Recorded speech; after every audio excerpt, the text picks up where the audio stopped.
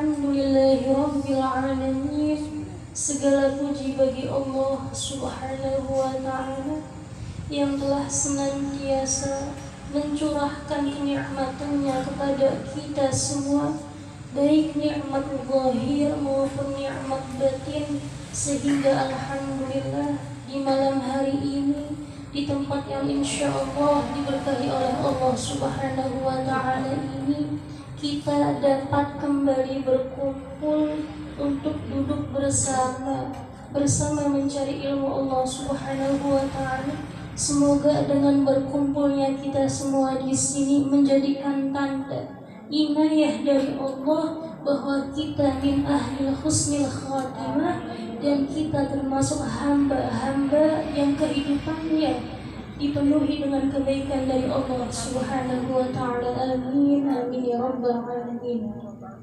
Sholawat serta salam senantiasa tercurah limpahkan kepada junjungan mulia baginda Rasulullah sallallahu alaihi wasallam, sang pembawa rahmah bagi semesta alam. Baginda Rasulullah sallallahu alaihi wasallam yang akhlaknya, yang kepribadiannya dipuji oleh Allah. Disebutkan di dalam Al-Quran, wa innaka la'ala khuluqin 'azim. Sungguh engkau wahai baginda Rasul sallallahu alaihi wasallam amat berbudi pekerti yang agung. Karena nabi kitanya nabi yang agung, nabi kitanya nabi yang penuh dengan tauladan baik, sehingga Allah Subhanahu wa ta'ala, Tuhan semesta alam, memuji baginda Nabi Muhammad sallallahu alaihi wasallam bahwa akhlak beliau merupakan akhlak yang agung, budi pekerti yang dimiliki oleh beliau merupakan budi pekerti yang istimewa. Dengan sebab ini baginda Rasul sallallahu alaihi wasallam dijadikan sebagai suri tauladan terbaik bagi semua hamba yang menginginkan ridho Allah Subhanahu wa ta'ala. Laqad kana lakum fi Rasulillahi uswatun hasanah. Sampai-sampai karena begitu mulianya, begitu agungnya baginda Rasulullah sallallahu alaihi wasallam, Allah menyatakan bahwa siapa yang taat, siapa yang patuh, dalam artian siapa yang dapat mengikuti tuntunan baginda Rasulullah sallallahu alaihi wasallam, tergolong sebagai hamba yang taat kepada Allah, tergolong sebagai hamba yang patuh kepada Allah. May yuti'ir rasul faqad ata'allah. Dan ini menjadi syarat mutlak bagi siapapun hamba yang menginginkan cinta Allah. Subhanallah, punten ibu-ibu, punten mbak pondok, kita hidup ini tidak lain tidak bukan untuk apa? Wa ma khalaqtul jinna wal insa illa liya'budun. Untuk ibadah kepada Allah. Inti dari ibadah itu apa? Untuk memperoleh cinta Allah. Ini intinya. Untuk apa kita ibadah kalau ujung-ujungnya mendapatkan marah Allah? Namun inti dari ibadah, kenapa kita harus mengikuti perintah Allah? Kenapa kita harus menjauhi larangan Allah? Satu intinya, agar kita semua meraih cinta Allah. Dan siapa orang yang telah meraih cinta Allah, dijamin kehidupannya berkah, tenang, bahagia. Dalam artian bukan berarti tidak ada ujian. Ada yang menyatakan, Bu, saya tahu banyak orang soleh tapi ujiannya berat sekali. Katanya orang soleh itu kan udah ada jaminan mendapat cinta Allah. Dan katanya siapa yang mendapat cinta Allah, hidupnya akan terjamin bahagia, tentram, selamat. Ini kenapa? Artinya bahwa bukan berarti ketika seseorang telah meraih cinta Allah, ia terlepas dari ujian. Tidak. Siapapun dari kita yang hidup mesti akan diuji oleh Allah. Nabtalihi faja'alnahu sami'an basira. Ini kata Al-Quran, subhanallah. Allah menjadikan kita diberikan ada pendengaran, ada mata untuk melihat. Untuk apa? Untuk bisa menyikapi ujian yang akan Allah berikan. Untuk apa ujian itu? Liyabluwakum ayyukum ahsanu amala. Untuk tes-tesan dari Allah sampai di mana sebenarnya kesungguhan kita, keimanan kita kepada Allah Subhanahu wa Ta'ala. Masya Allah, Masya Allah. Maka dalam artian ketika seseorang mendapatkan cinta dari Allah, artinya bahwa ia akan dapat melewati kehidupannya dengan sesuatu yang Allah ridhoi. Baik buruknya ia akan bisa menyikapinya dengan sesuatu yang Allah ridhoi. Artinya ketika orang tersebut memperoleh kebahagiaan, nikmat, maka ia bisa mensyukurinya. Maka ini ridho dari Allah, cinta dari Allah.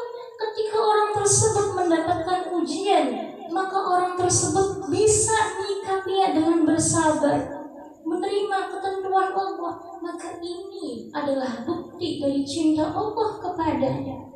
Subhanallah. Nah, Allah Subhanahu wa Ta'ala memberikan syarat mutlak bagi siapapun hamba yang ingin memperoleh cintanya, ia harus mengikuti baginda Rasulullah sallallahu alaihi wasallam. Qul in kuntum tuhibbunallaha fattabi'uni. Ini kata apa? Subhanallah. Siapapun dari kamu yang ingin memperoleh cinta Allah, yang mengaku kamu cinta Allah, maka fattabi'uni, ikutilah aku, yakni ikuti baginda Rasulullah sallallahu alaihi wasallam. Mengikuti ini punten ibu-ibu, subhanallah, bukan berarti kita harus plak semuanya mengikuti. Karena apa? Baginda Rasul sallallahu alaihi wasallam orang yang teristimewa. Gak ada gompelnya kata orang Jawa, gak ada jeleknya. Masya Allah, kedudukan beliau tidak akan bisa dijangkau oleh manusia hebat apapun.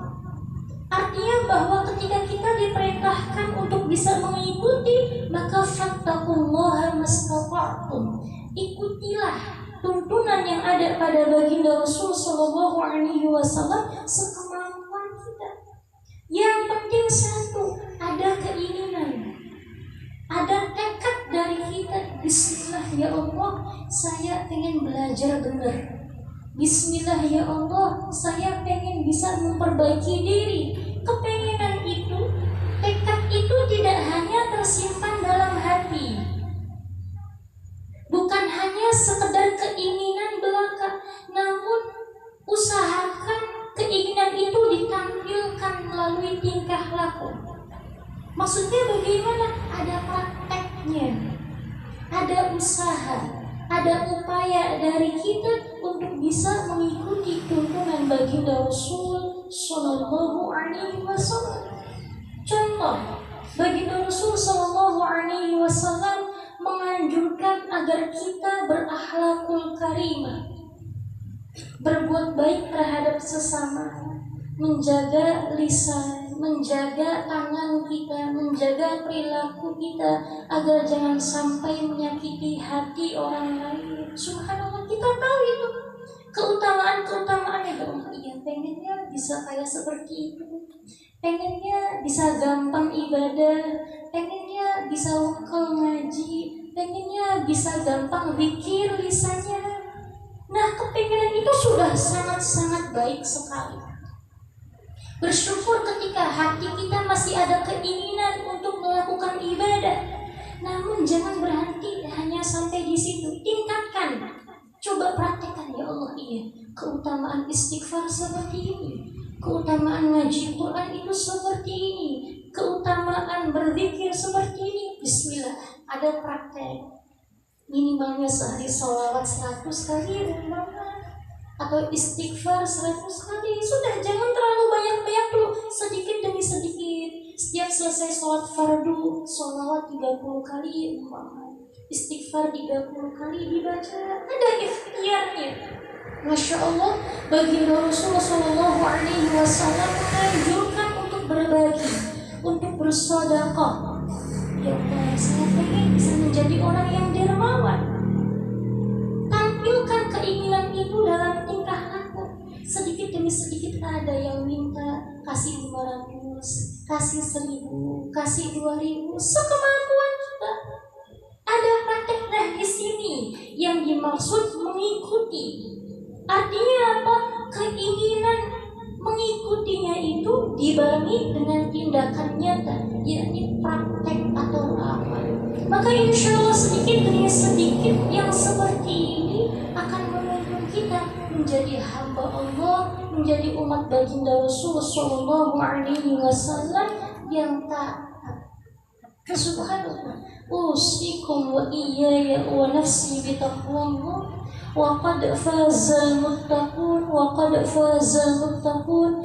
Di minggu yang lalu telah kita pelajari bersama terkait bagaimana sikap para kasih Allah, sikap atau pandangan para ahli ihsan. Namun saya pernah bilang ini sebenarnya keterangannya loncat. Sebelum ahli ihsan itu ada ahli Islam dulu. Habis ahli Islam ada ahli iman, baru ahli ihsan. Artinya bahwa tingkatan kedudukan dalam Islam itu ada 3 individu. Jadi orang atau pemeluk Islam itu kedudukannya ada 3 tingkatan. Yang pertama ahli Islam, yang nomor 2 ahli iman, yang nomor 3 ahli ihsan. Nah, pembahasan yang minggu-minggu lalu kita loncat sebenarnya. Pandangan dan sikapnya itu tentang ahli ihsan, tingkatan yang tertinggi. Gak apa, supaya kita bisa paham dulu intinya begini. Nah, karena keterangan itu sudah, kita kembali flashback ke belakang dulu. Kita runtut penjelasan dari awal tingkatan ahli Islam. Karena bagaimana seseorang tidak akan bisa disebut ahli ihsan kalau belum dapat melewati tingkatan ahli Islam dan ahli iman. Seperti itu.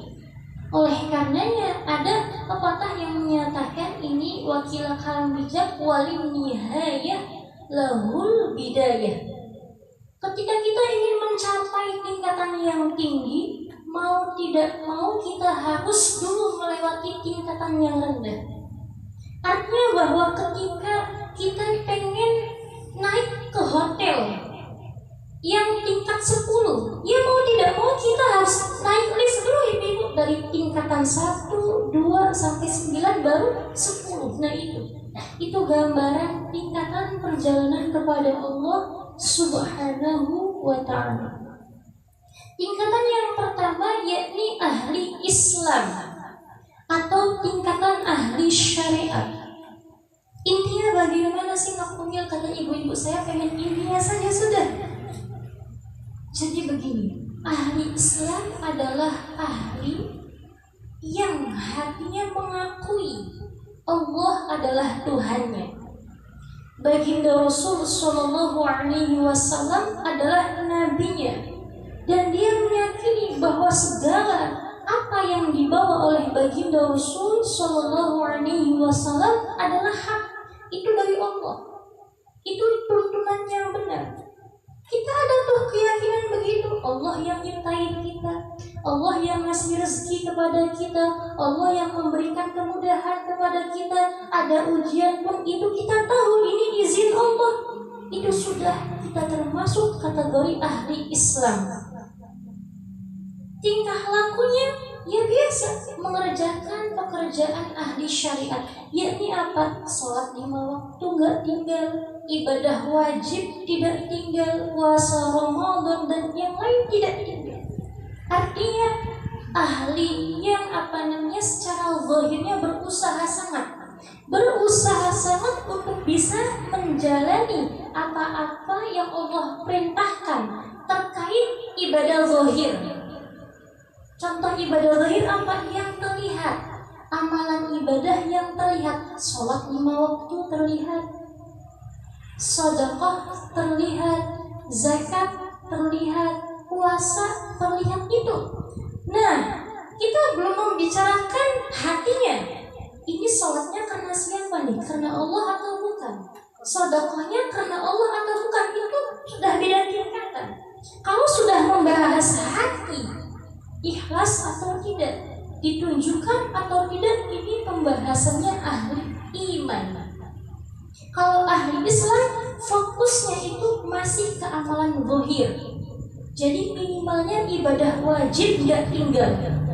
Berusaha ucapannya dijaga, jangan sampai menyakiti, jangan sampai membicarakan sesuatu yang tidak betul, jangan sampai mulutnya, perutnya memakan harta yang tidak halal. Usaha dagang bismillah yang jujur, yang halal. Ini merupakan amaliyah ahli Islam. Seperti itu. Namun ahli Islam ini belum dapat mengontrol hatinya. Artinya kadang hatinya lagi iling ya iling. Lah kalau lagi lupa ya lupa. Artinya kadang sadar iya, Allah, saya itu ini belum benar akhlak yang seperti ini. Iya ya Allah, saya itu masih banyak salah. Namun terkadang jatuh lagi pada kesalahan yang sama ini. Perilaku ahli Islam seperti itu. Jadi dia yakin Allah Tuhannya, namun takutnya masih kepada selain Allah. Dia yakin yang memberikan kemuliaan itu Allah, yang meninggikan derajatnya itu Allah, namun terpaut hatinya bukan kepada Allah, masih kepada makhluk. Nah ini perilaku ahli Islam. Jadi masih fokusnya pada amaliyah zahir. Subhanallah, Masya Allah, Masya Allah. Yang ahli Islam ini belum dapat mengontrol nafsunya. Artinya nafsunya belum tertata ini.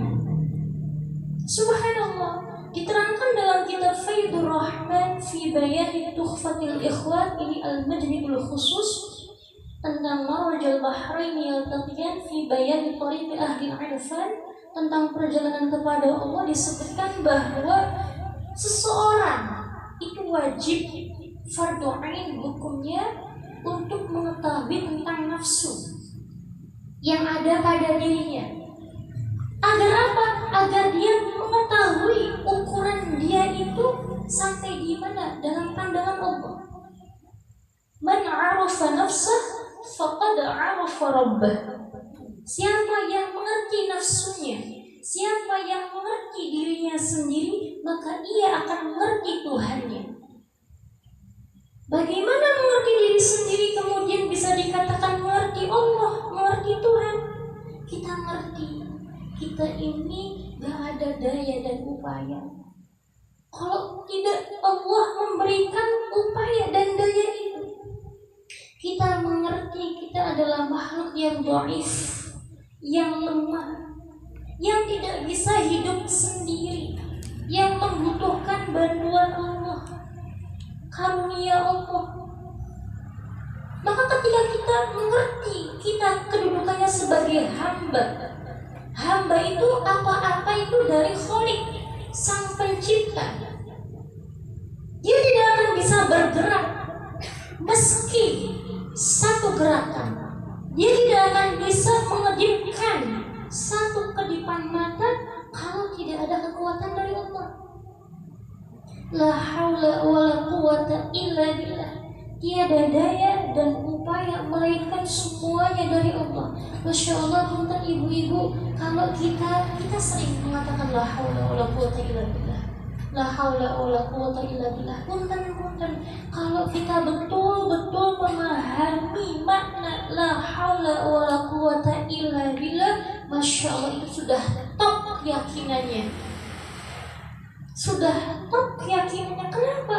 Makna la haula wala quwata illa billah tiada daya dan upaya melainkan semuanya dari Allah.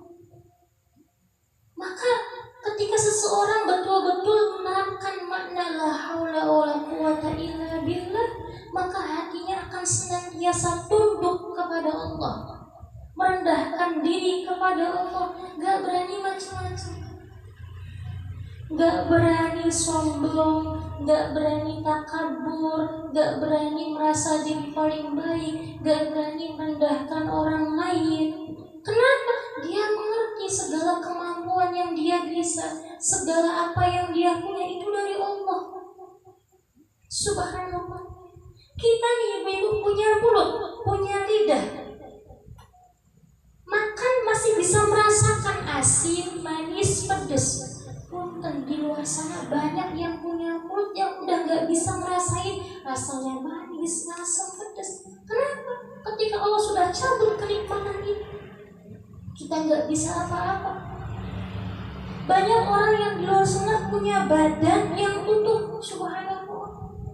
Namun terkadang ada yang tidak bisa menggerakkan kakinya, ada yang tidak bisa menggerakkan tangannya masih ada, kakinya masih ada.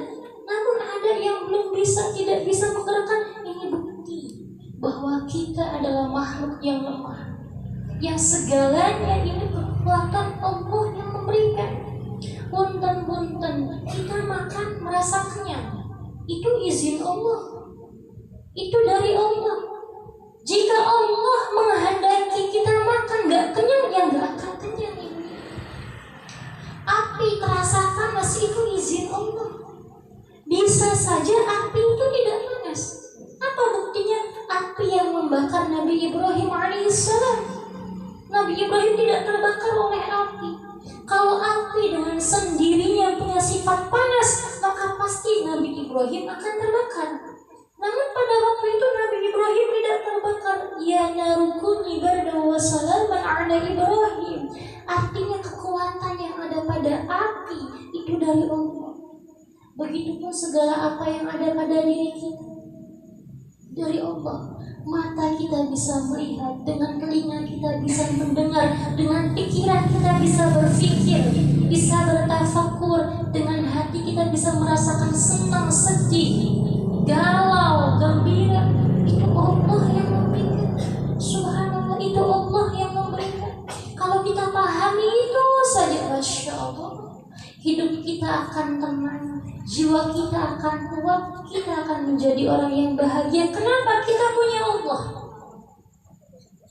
Sewaktu Allah mencintai kita dan kita yakin bahwa Allah mencintai kita, maka tiada yang kurang. Apa yang kurang pada diri kita? Subhanallah. Ketika kita yakin Allah yang maha kuasa, Allah yang maha segalanya, Mbak Pondok, Allah yang maha kuasa. Ketika Allah yang maha kuasa, maka Allah maha bisa, maha segalanya. Punten ibu-ibu, Masya Allah, kalau Allah berkehendak, Allah mampu menumpahkan gunung, menumpahkan air laut dengan kun fayakun, sudah rata semua bumi. Subhanallah, itu kuasa Allah subhanahu wa ta'ala. Adanya semesta ini ciptaan Allah. Dan Allah sah-sah saja ketika langsung memusnahkan alam semesta ini, itu kehendak Allah. Maka bagaimana mungkin kita bisa pesimis, kita bisa putus asa? Ya Allah, kalau sih beli bener lah Ustaz kayak tadi. Jangan begitu. Ketika Allah mampu menyuburkan tumbuhan di tanah yang tandus, yang kering, Allah sangat-sangat mampu menyuburkan hati kita dengan iman, dengan ilmu. Ketika Allah mampu membalikkan gunung yang begitu kokoh, maka Allah sangat-sangat mampu melembutkan hati kita yang keras, melembutkan hati kita yang keras. Ketika Allah mampu menciptakan segalanya, maka Allah mampu merubah kita menjadi pribadi yang lebih baik. Maka satu sebenarnya yang kita butuhkan itu apa? Husnudzon, baik sangka kepada Allah, baik sangka kepada Allah. Oleh karenanya baginda Rasul sallallahu alaihi wasallam bersabda, la tamutunna illa bi husnil dhanni billahi ta'ala. Janganlah kamu meninggal kecuali dalam keadaan baik sangka kepada Allah Subhanahu wa ta'ala. Sampai-sampai disebutkan ibu-ibu, kalau orang kafir tahu begitu hebatnya kasih sayang Allah, begitu luasnya ampunan Allah, maka mereka akan terus berharap meraih ampunan Allah. Subhanallah, apalagi kita yang di dunianya sudah dikenalkan dengan sifat Allah yang maha baik, yang maha pengampun, yang maha welas asih. Ketika di dunia kita meyakini itu, insya Allah di akhirat kita akan memperoleh ampunan dan kasih cinta Allah.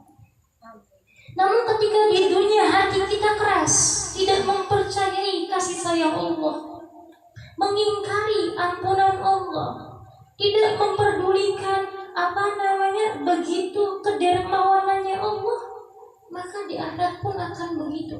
Wa man kana fi hadhihi al-a'ma fa huwa fil akhirati a'ma wa adallu sabila. Siapa yang di dunianya buta, di akhiratnya buta. Buta di sini bukan berarti buta mata ya Ibu, bukan. Buta hatinya. Ketika di dunianya tidak mengenal Allah, di akhiratnya pun akan sama, tidak akan mengenal Allah. Ketika di dunianya tidak meyakini Allah maha kasih sayang, Allah maha pengampun, di akhiratnya tidak akan memperoleh ampunan dan kasih sayang Allah. Subhanallah, Masya Allah, Masya Allah. Maka banyak-banyak bersyukur ketika kita yang masih awam ini, ketika kita yang masih banyak salahnya ini, dalam hati kita, dalam sanubari kita masih ada harapan kepada Allah. Ya Allah, Engkau akan mengampuni dosaku. Ya Allah, Engkau akan mencurahkan kasih cintanya kepadaku. Maka bersyukur ibu-ibu, bersyukur. Ini salah satu kunci utama kita akan meraih kemuliaan di akhirat nanti.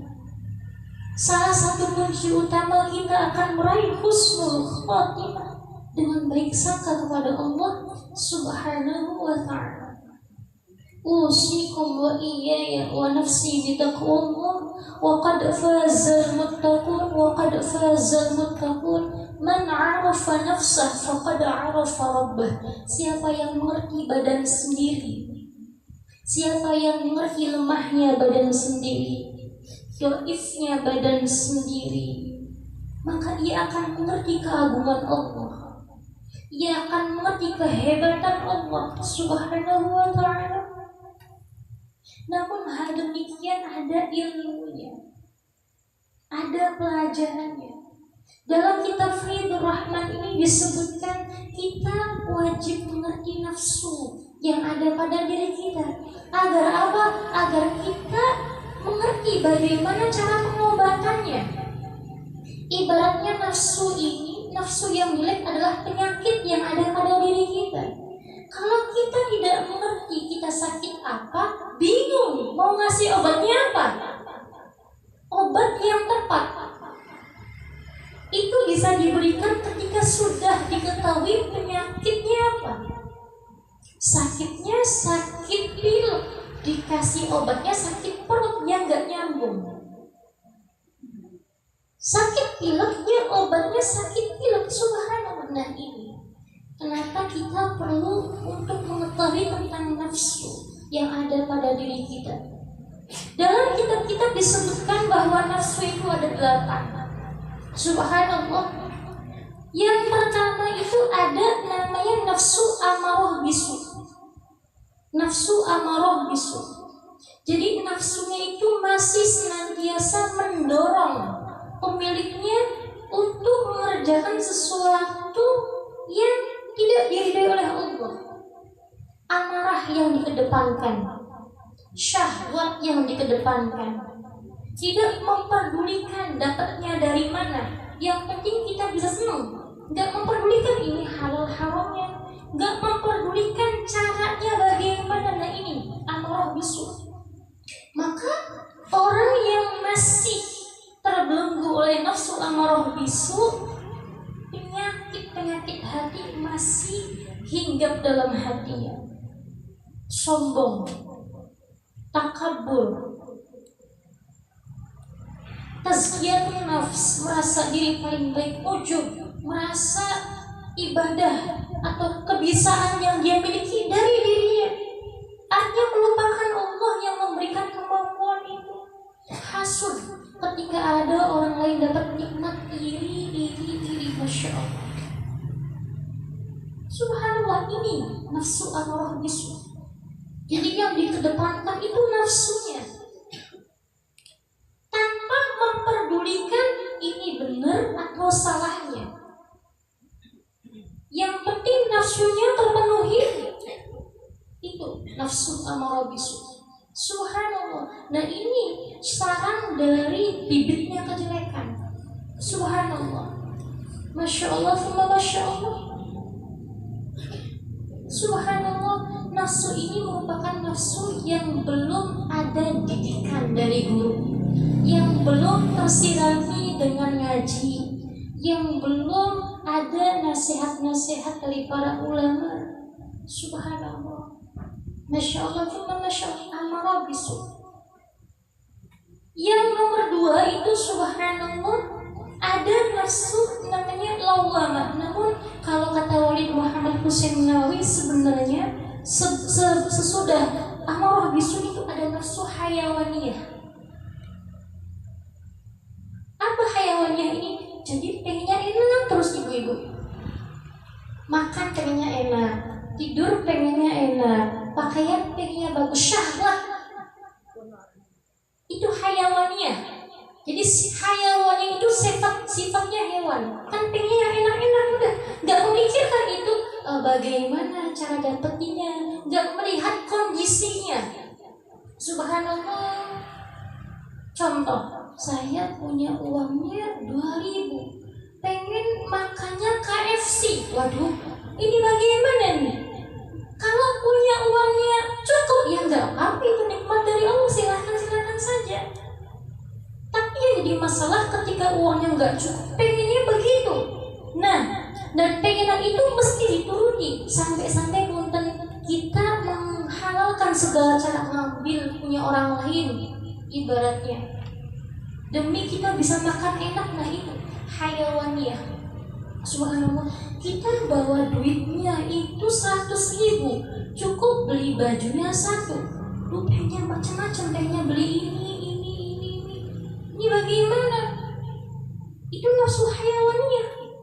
Kalau kita memperturutkan, jadi apa? Nanti umpama diam-diam kita nyuri barangnya, nah itu hayawannya. Jadi pengennya enak-enak.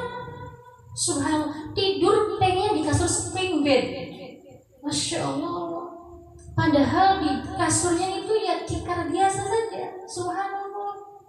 Masya Allah. Pengennya yang enak-enak, tapi dia lupa kondisi dia sampai di mana.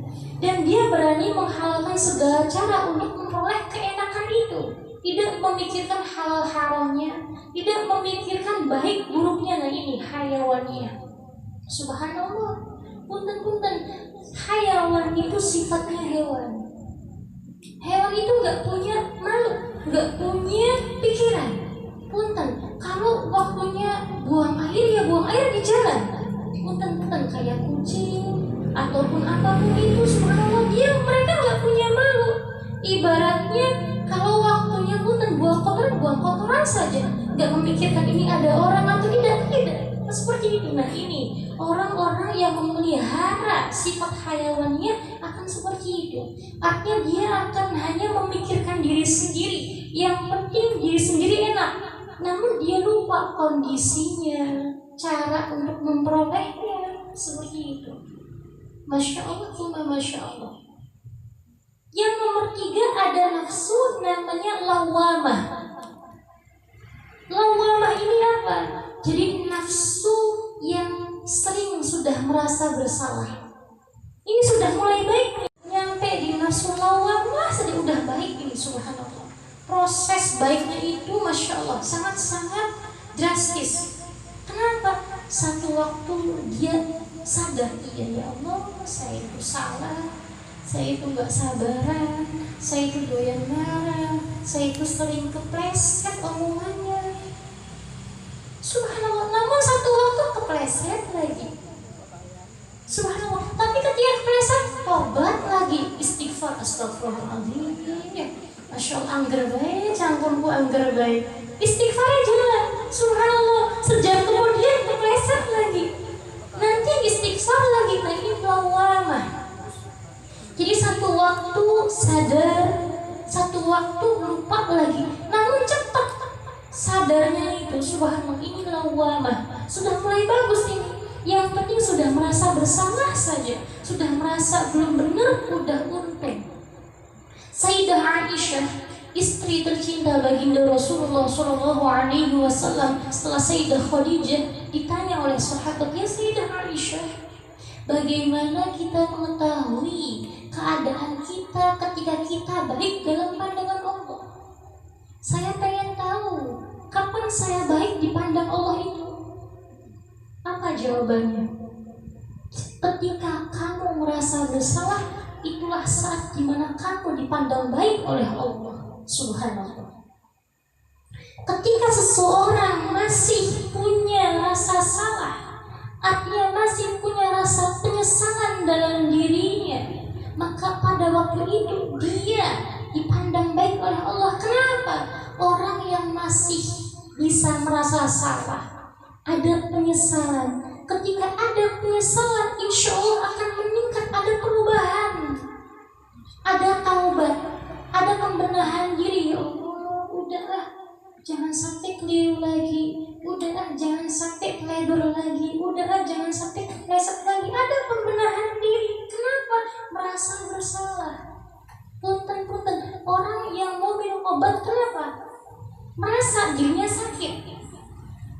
Kalau nggak merasa sakit, kenapa saya harus minum obat? Kan begitu. Mbak, minum obat. Loh, kenapa saya harus minum obat? Saya kan nggak sakit. Susah kalau orang yang nggak merasa sakit disuruh minum obatnya nggak mau. Nah ini, orang yang nggak merasa bersalah disuruh tobat susah, disuruh sadar susah, disuruh berbenah diri susah. Kenapa? Dia nggak merasa. Tapi kalau orang sudah merasa bersalah, itu sangat mudah untuk dibenahi, sangat mudah untuk diperbaiki. Taubatnya gampang. Maka ini lawamah itu kedudukannya di sini. Nafsu yang sering menyela dirinya. Lawamah itu apa? Yang senantiasa menyela diri,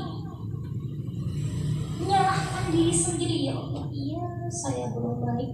Ya Allah, iya saya masih malas. Ya Allah, iya saya masih teledor. Sering nyebut begitu, subhanallah. Maka ketika sudah begini, taubatnya gampang, istighfar itu gampang terucap di lidah kita. Astagfirullahaladzim, astagfirullahaladzim. Meskipun satu waktu kepleset lagi, tapi sudah sering sadarnya ini lawamah. Subhanallah. Kita kalau sudah sampai di sini, untung ibu-ibu, sudah untung, udah ada potensi besar untuk kita bisa menjadi pribadi yang lebih baik lagi. Tapi kalau masih di amarah bisu, hayalannya sulit, karena ini belum merasa bersalah. Ini dua nafsu ini yang sudah mulai merasa bersalah itu nafsu lawamah. Kemudian setelah lawamah ada namanya mulhamah, nafsu yang terilhami, nafsu yang sudah mengerti ilmu, nafsu yang sudah mengerti didikan, sudah mengerti ini baik, ini buruk. Subhanallah, sudah bisa menahan hawa nafsunya ketika pengen ini kiranya nggak bener nih, sadar ini nggak boleh dalam hukum syariat, ditahan-tahan. Subhanallah. Nah ini mulhamah. Subhanallah. Ada orang, subhanallah, teman kita lagi rame ngomongin ini, begini, lagi asik-asiknya, kayak pengen banget ngomong itu cepat begini, aduh pengen nimbrung ini. Subhanallah. Nafsu yang mulhamah terilhami. Sebenarnya ini nggak boleh ini, subhanallah. Sudah apa faedahnya? sampai nggak jadi mulhamah. Jadi apa? Nafsunya sudah dicurahi dengan ilmu pengetahuan. Ini boleh, ini nggak boleh, ini perintah Allah, ini larangan Allah. Jadi pikir-pikirnya itu panjang. Kalau pengen berbuat sesuatu, ini nafsu mulhamah, lebih tinggi daripada lawamah.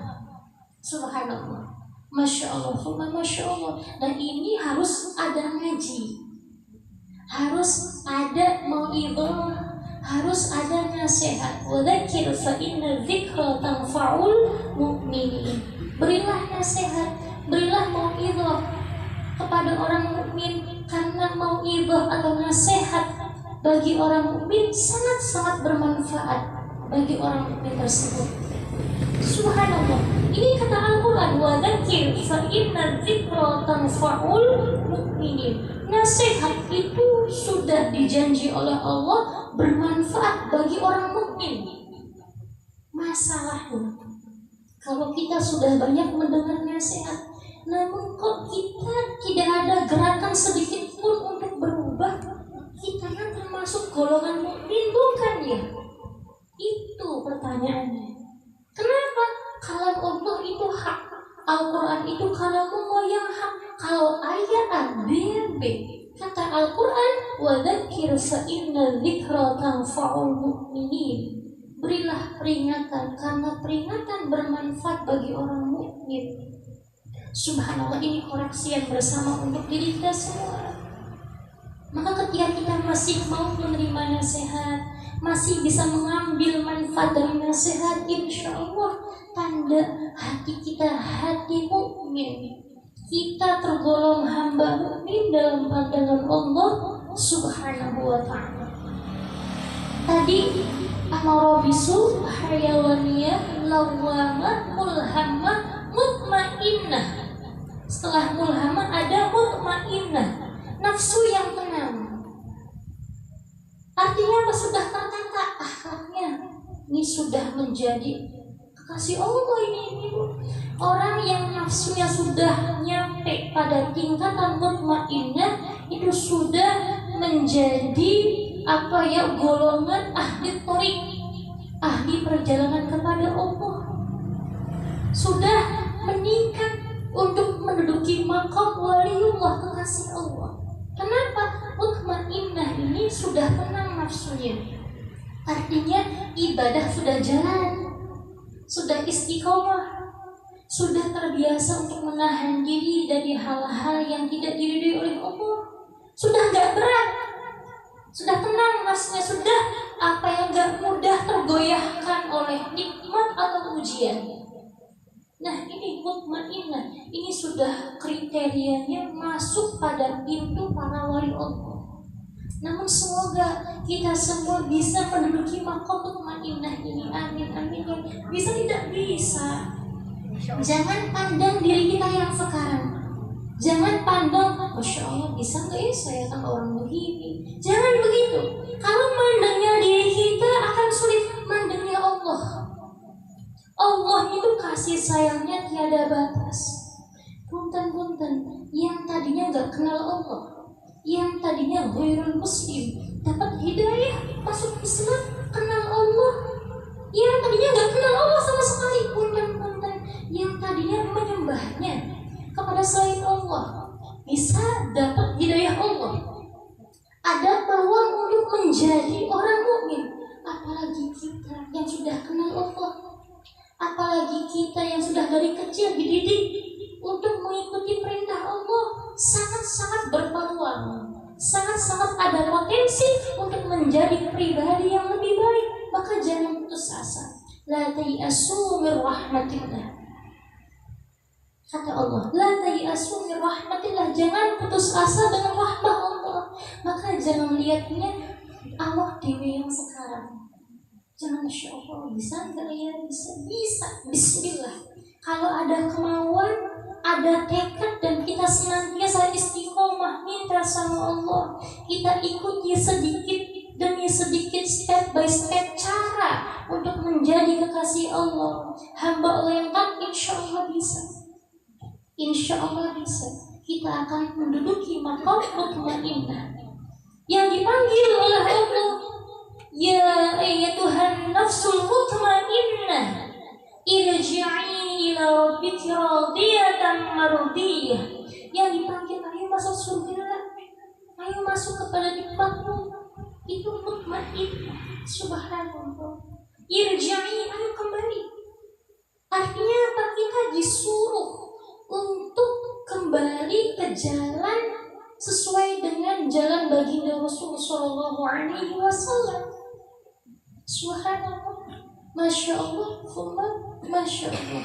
Usikum wa iyaya wa nafsi bitaqwallah wa qad fazal muttaqun wa qad fazal muttaqun. Nanti ada step-stepnya Ibu. Bagaimana cara memperoleh maqam mutmainnah? Ada caranya, subhanallah. Namun ini kita istilahnya dulu kita ketahui. Oh, ini begini, ini begini. Setelah mutmainnah ada lagi radiyah, nafsu yang telah ridho kepada Allah. Subhanallah. Kalau sudah kedudukannya ridho sama Allah, ini sudah jadi wali Allah. Subhanallah. Ridho dengan segala ketentuan Allah, baik buruknya. Subhanallah. Nikmatnya bisa digunakan untuk ibadah. Ketika dapat ujian bisa bersabar. Subhanallah. Ini ridho. Kalau sudah radiyah akan mardiyah, diridhoi oleh Allah. Subhanallah. Seorang ulama ditanyakan oleh seorang muridnya, ya Syekh, kapan kita mengetahui bahwa Allah ridho kepada kita? Kalau sedangkan ibu-ibu pengen buatan uning Gusti Allah niku ridho buatan sih kula niku. Subhanallah.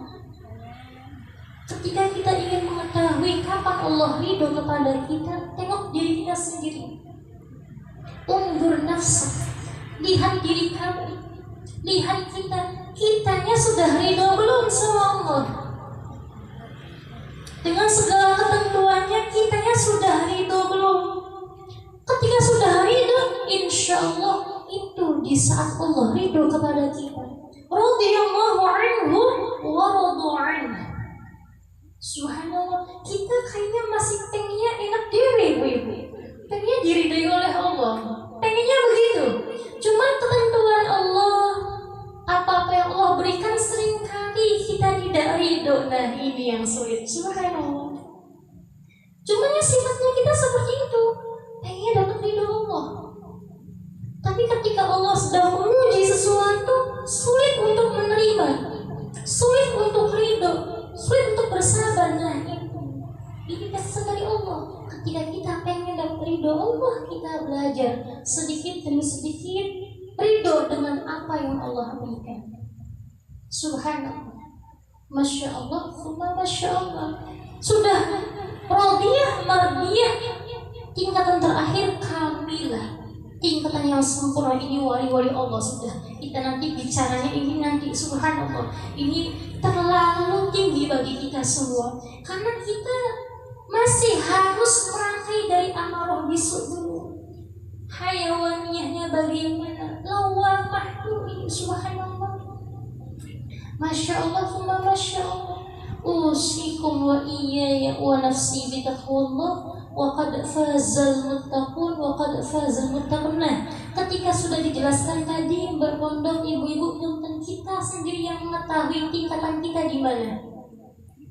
Hanya kita dan Allah yang tahu kita berada di tingkatan nafsu yang mana.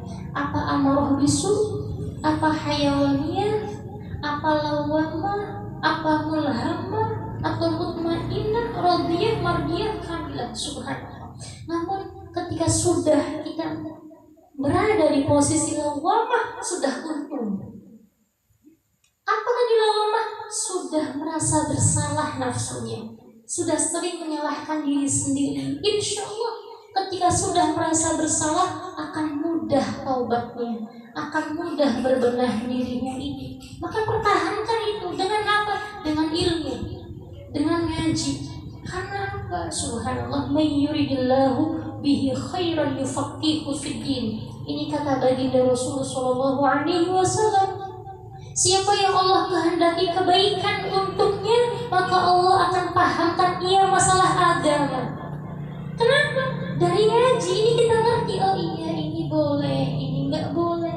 Dari ilmu kita ngerti, ini yang Allah ridhai, ini yang tidak Allah ridhai.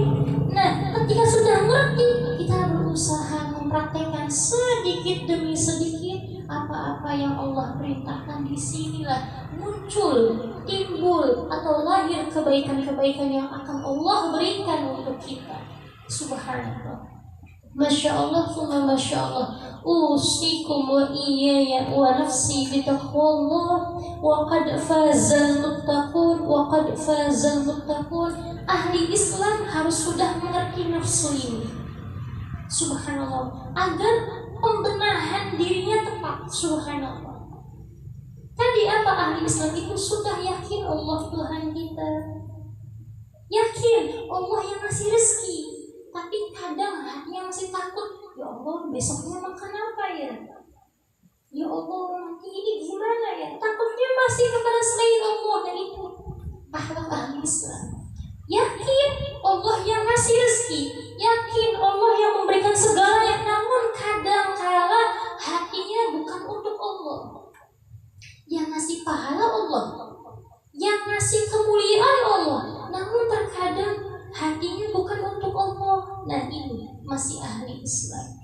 Subhanallah. Ahli Islam ini bisa menjadi lebih baik lagi ketika bisa melalui 3 tingkatan.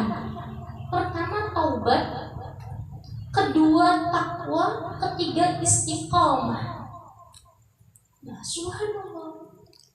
Ahli Islam ini akan meningkat ke ahli iman kalau sudah bisa melewati 3 tingkatan atau 3 makom. Makom taubat, makom takwa, dan istiqomah. Subhanallah. Taubat itu apa? An-nadamah, penyesalan ibu-ibu. Jadi ketika astagfirullahaladzim, astagfirullahaladzim, astagfirullahaladzim, hatinya belum ada rasa penyesalan, belum ada rasa iya saya salah ya Allah, mohon ampun ya Allah. Hanya sekadar lisan, belum terhitung taubat. Karena at-taubah hiya an-nadamah, penyesalan.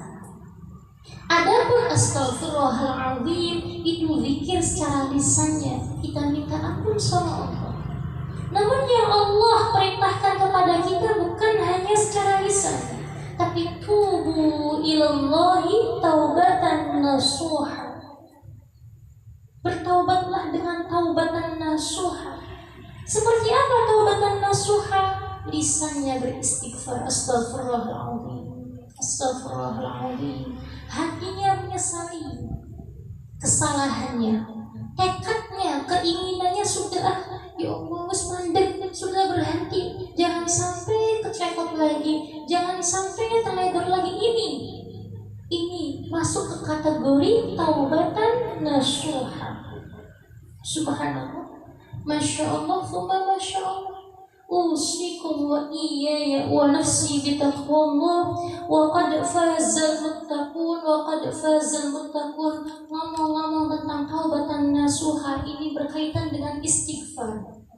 Biasanya orang taubat itu sering istighfar, astagfirullahaladzim, astagfirullahaladzim, supaya kita tambah yakin, gak ragu minta ampun sama Allah. Subhanallah ibu punten. Ini gambaran betapa luasnya, betapa hebatnya kasih sayang Allah kepada kita. Identik orang istighfar itu orang yang salah. Ibaratnya ketika kita beristighfar karena kita habis melakukan kesalahan, seringnya begitu. Kita merasa diri kita belum benar, kita merasa diri kita ada dosa, kita ya Allah minta ampun, astagfirullahaladzim, astagfirullahaladzim. Namun subhanallah ini hebatnya kasih Allah. Kenapa?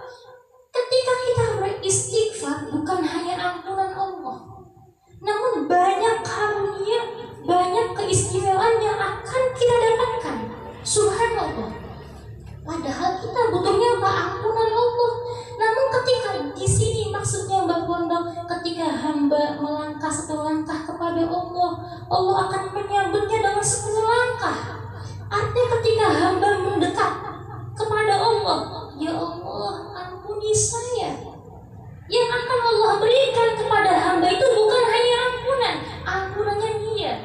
cinta kasihnya iya, keberkahan hidupnya iya, rezekinya iya. Subhanallah, ini Gusti Allah. Bukan seperti orang yang jual beli pada umumnya. Oleh karenanya Al-Quran menyatakan siapa yang mau berdagang dengan Allah, dia sangat beruntung. Punten, kalau dagang sama manusia, kita beli es 1.000, ya dapatnya teh jus gula batu.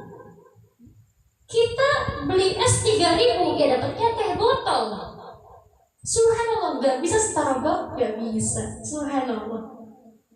Kita beli kue yang 2.000, ya dapatnya kue yang di warungan. Subhanallah. Subhanallah. Gak bisa yang lainnya, yang lain itu perdagangan kepada manusia. Kamu punya uang berapa, ya barangnya itu. Kan begitu ya, Bu. Sama Allah enggak. Subhanallah. Kita ngasih 1.000, Allah ngasih 10 kali lipat. Ini janji Allah. Dalilnya mana? Man jaa bil hasanat falahu 'asyru amsalha. Ini saya ngomong bukan abal-abal, bukan omdo, bukan ngomong doang ini. Ini janji Allah. Inna wa'dallahi haqq.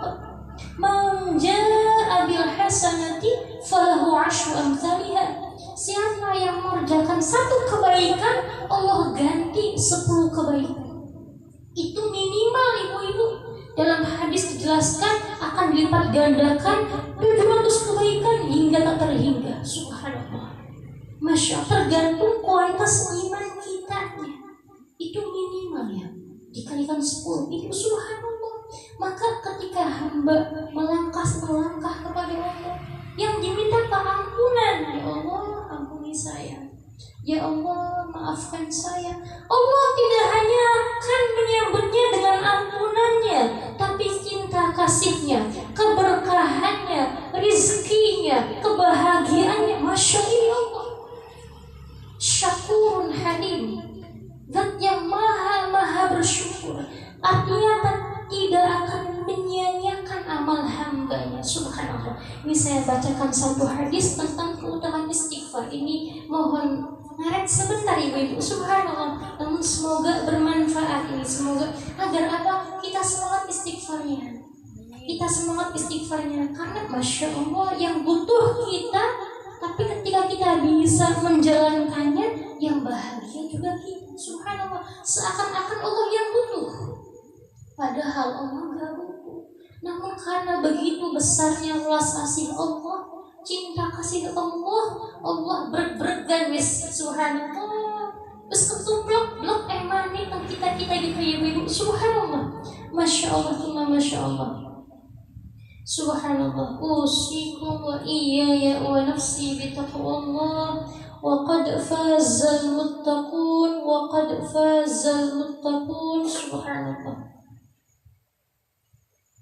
Subhanallah.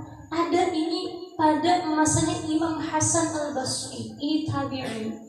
Ada satu muridnya yang bertanya, ya Imam, subhanallah, saya kok dagangnya sepi, sudah usaha ini itu, kok ya nggak hasil ya ini usahanya, gimana? Apa doanya? Dijawab, banyak-banyak istighfar. Ada lagi muridnya yang nanya, ya Imam, Masya Allah, saya sudah berkeluarga lama, tapi saya belum dikaruniai anak. Saya pengen sekali punya anak. Apa amalannya Imam? Banyak-banyak istighfar. Ada lagi murid yang bertanya, ya Imam, subhanallah, ini sudah waktunya panen, tapi hujan gak turun-turun, gersang semuanya, gagal panennya. Apa doanya Imam? Banyak-banyak istighfar. Ada lagi yang datang, wahai Imam, subhanallah, saya itu pengen kekeluargaannya sakinah mawaddah warahmah, jangan cekcok terus, jangan panas terus. Ini apa doanya Imam? Banyak-banyak istighfar. Sampai yang di situ bingung semua, kok semuanya dijawab dengan istighfar, ini bagaimana? Maka Imam berkata, yang apa yang saya katakan ini saripati dari kalam Allah yang disebutkan dalam Al-Quran. A'udzu billahi minasyaitonir rajim. Bismillahirrahmanirrahim. Faqultu astaghfiru rabbakum innahu kana ghaffara yursilis samaa'a 'alaykum midrara wa yumdidukum bi amwalin wa banina wa yaj'al lakum jannatin wa yaj'al lakum anhara. Maka aku berkata kepada mereka, mohonlah ampun kepada Tuhanmu. Sungguh Dia Maha Pengampun. Niscaya Dia akan menurunkan hujan yang lebat dari langit kepada tanda rizki. Dan Dia memperbanyak harta dan anak-anakmu, tanda keberkahan di dunianya dan keberkahan dalam rumah tangganya. Dan mengadakan kebun-kebun untukmu dan mengadakan sungai-sungai untukmu, tanda dari kesejahteraan hidup. Maka semuanya ada di istighfar. Jadi jangan salah persepsi bahwa istighfar gunanya bukan hanya untuk minta ampun. Minta ampun ya, secara ukhrawi dosa kita diampuni oleh Allah, kesalahan kita dimaafkan. Tapi dari sisi duniawinya banyak sekali. Siapa yang pengen rezekinya berkah, rezekinya lancar, banyak istighfar. Siapa yang pengen keluarganya sakinah, mawaddah, warahmah, banyak istighfar. Siapa yang pengen lagi ngejeng punya keturunan, usaha punya keturunan, banyak istighfar. Ini janji Allah Subhanahu wa ta'ala. Subhanallah, Masya Allah, Masya Allah. Usbikum wa iyaya wa nafsi bitaqwallah wa qad fazal muttaqun wa qad fazal muttaqun. Dan subhanallah ibu-ibu, Masya Allah, Masya Allah. Ini satu kalimat ya, subhanallah, satu kalimat. Ini kalau bisa diamalkan bagus sekali, sangat baik sekali. Subhanallah, siapa yang bisa mengucapkan kalimat istighfar, Allahumma maghfiratuka awsa'u min dhunubi wa rahmatuka arja indi min amali. Kalau kita sering dipraktekkan Allahumma maghfiratuka awsa'u min dhunubina wa rahmatuka arja indana min a'malina. Subhanallah, maka segala dosa, meskipun dosa itu sebanyak buih di lautan, Allah akan ampuni. Subhanallah. Maka kalau bisa ini dihafalkan ibu-ibu, Allahumma maghfiratuka awsa'u min dhunubi wa rahmatuka arja indi min amali. Ini rujukannya dari mana? Kitab Mishkatul Masabih. Subhanallah, Masya Allah, Masya Allah. Dosa sebanyak apapun, meski sebanyak buih di lautan, Allah akan ampuni. Ketika seseorang tulus, ya insya Allah nanti saya akan tulis Allahumma maghfiratuka awsa'u min dhunubi wa rahmatuka arja indi min amal. Ya Allah, maghfiratuka, ampunanmu, awsa'u min dhunubi, lebih luas dari dosa-dosaku, wa rahmatuka, dan kasih sayangmu, arja indi min amal, lebih aku harapkan dari amalku ini. Doa yang sangat mujarrab, sangat manjur agar kita meraih ampunan Allah Subhanahu wa ta'ala. Insya Allah nanti akan ditulis ibu-ibu, insya Allah nanti akan dibagikan. Ini semoga bermanfaat, semoga ini punten ngaret waktunya. Subhanallah, semoga semakin menambah ridho Allah, semakin menambah kasih cinta Allah yang Allah berikan kepada kita semua. Dan semoga kita semua dimudahkan oleh Allah untuk bisa menjadi pribadi hamba yang lebih taat, hamba yang lebih istiqomah di jalannya. Amin, amin ya rabbal alamin. Wabillahi taufiq. Assalamualaikum warahmatullahi wabarakatuh.